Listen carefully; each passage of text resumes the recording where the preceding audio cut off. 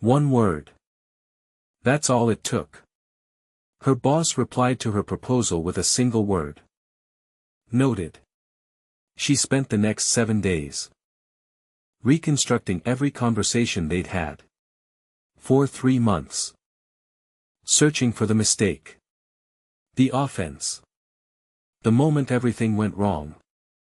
She couldn't eat right. Couldn't sleep. Couldn't focus. Day 8, he messaged her again. Normal tone. Normal request. Nothing had happened. But she had already paid the full price. Of a war. That never existed. You've been there. Someone takes 2 hours to reply. You've already written the ending. A friend likes everyone's post but yours. Your mood is gone for the night. A colleague walks past you without saying hello. You're running a full audit of yesterday's conversation.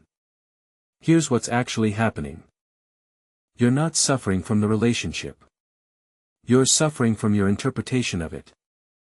And the interpretation is almost always wrong. There's an old principle.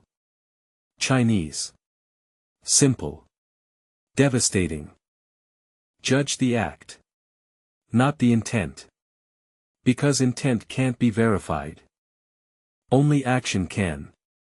You cannot enter another person's mind. Not your partner's. Not your parents'. Not your closest friends. What you think you're reading is a projection. When you're anxious, everyone's silence feels like rejection. When you're insecure, every hesitation feels like contempt.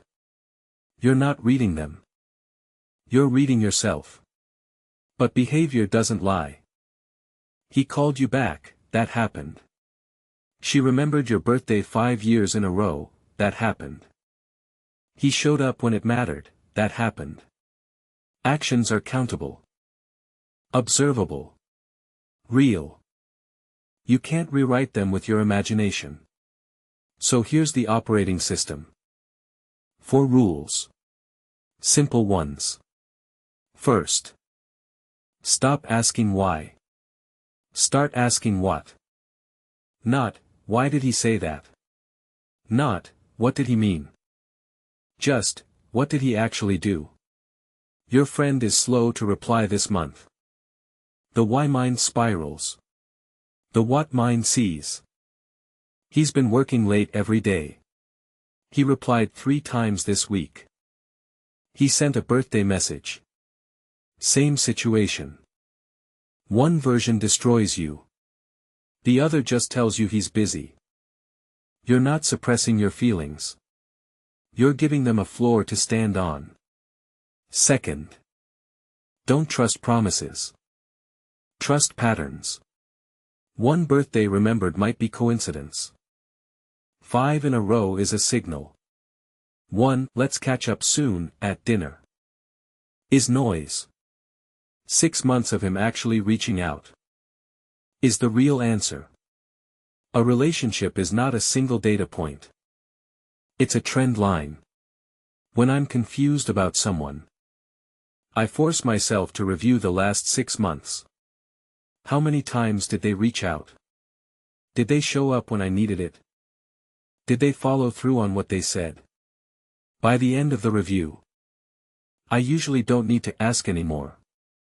Their behavior already told me everything. Third. Let their actions set their position in your life. Not their words. Most relationship pain comes from misclassification. You give a casual acquaintance the trust level of a close friend. Because of one warm conversation. Then they act like an acquaintance. And you feel betrayed. They didn't betray you. You misread their level. Let the behavior decide the tier. Not the moment. Not the feeling. Not the hope. This isn't coldness. It's clarity. And clarity protects both of you. Fourth. You are also being judged by your actions. This one cuts both ways. We love to declare our intentions. I've always considered, I care about you, you should know that. I think about you all the time. But the other person can't feel your thoughts. They can only feel what you do. So stop announcing how much you care. Start doing the thing that makes it visible. Return the call you promised. Remember the detail they mentioned once. Show up on the day that matters. Small things. Repeated. Over time. That's what builds something real. Here's the truth under all of this. We try so hard to read other people's minds. Not because we care about them. But because we don't trust ourselves. We're searching for proof. That we are liked. Valued. Seen. But you can't find that proof in someone else's head. It doesn't live there. Stop reading minds. Watch what people do. Watch what you do. Let the evidence speak.